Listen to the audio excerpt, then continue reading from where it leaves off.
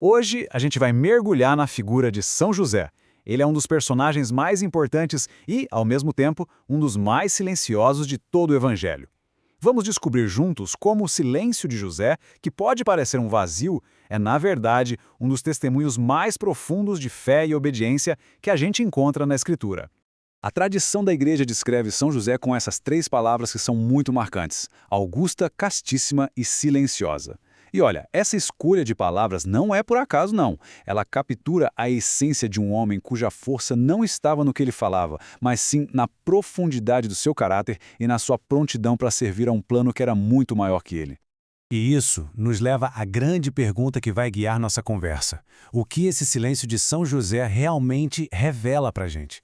Como pode um homem, que não tem uma única palavra registrada nos evangelhos, ser um mestre tão eloquente sobre fé, sobre justiça e coragem?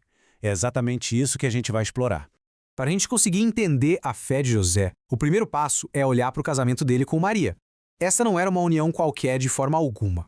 Era uma peça-chave num plano divino muito, mas muito maior. E aqui a gente chega numa questão teológica fundamental, uma pergunta que os grandes pensadores da Igreja, como São Jerônimo, se fizeram. Por que Deus quis que Maria já estivesse prometida a José quando o anjo apareceu para ela?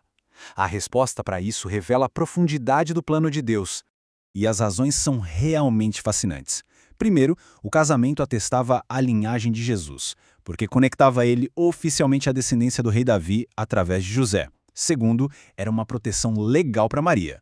Pela lei da época, ela poderia até ser apedrejada. Terceiro, e esse ponto é incrível, o casamento ocultava o mistério da encarnação do príncipe deste mundo, ou seja, do demônio. E por fim, garantia que Maria e o menino tivessem um protetor, alguém que cuidasse deles, especialmente naquela perigosa fuga para o Egito. Era de fato um verdadeiro escudo divino. É bem nesse ponto que a história ganha um contorno de drama. Vamos tentar imaginar o conflito dentro de José. Ele conhecia a virtude da sua esposa e, de repente, descobre que ela está grávida. O Evangelho nos dá a chave para entender a reação dele ao descrevê-lo com uma única palavra: justo. Mas o que significa ser justo? Sabe, na tradição bíblica, essa palavra vai muito além de simplesmente cumprir a lei. Ser justo significa ser íntegro, virtuoso, benigno, terno. José não era um legalista frio. Ele era um homem de coração, que buscava a união perfeita entre a lei e o amor. E essa justiça dele se revela de duas formas. Primeiro, a justiça como compaixão. Em vez de seguir a lei ao pé da letra e expor Maria à vergonha pública, ele decide protegê-la. Mas tem uma camada ainda mais profunda: a justiça que vem da fé. Teólogos como Orígenes sugerem que José não duvidava de Maria. Pelo contrário, ele se sentia pequeno, com um temor reverente, diante de um mistério divino que ele simplesmente não conseguia compreender. Essa citação ilumina bem essa interpretação. A decisão de José de se afastar em segredo não era por desconfiança, mas por uma humildade profunda. Pensa bem. É a mesma reação de São Pedro no barco, quando ele diz: "Afasta-te de mim, Senhor, porque sou pecador." Ou do centurião romano, que se sentia indigno de receber Jesus em casa. José estava maravilhado, se sentindo pequeno diante da imensa majestade de Deus. Então, com José mergulhado nessa angústia cheia de reverência, a solução para o dilema dele não vem de um raciocínio humano, mas de uma intervenção divina. É o momento da revelação. Mas é muito importante entender que este não foi um sonho qualquer.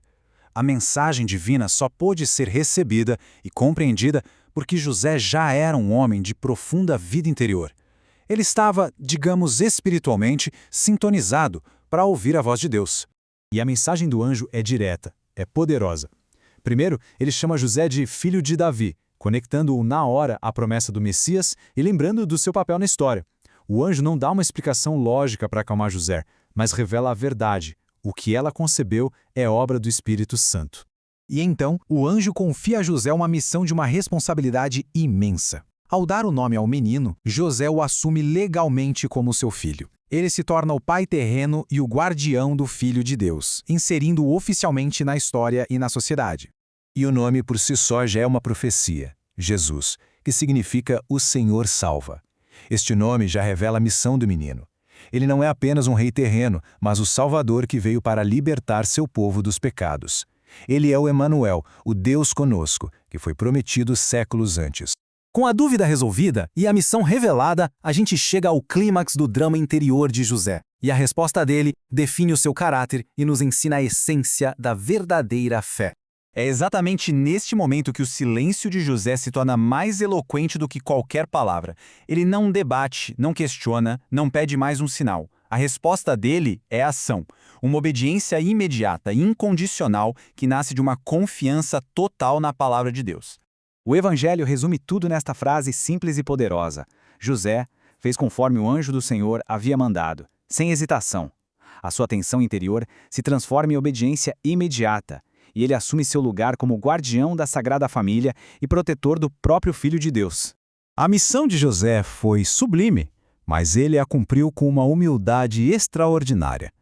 No final, o legado dele não é de glórias deste mundo, mas sim um exemplo atemporal de santidade.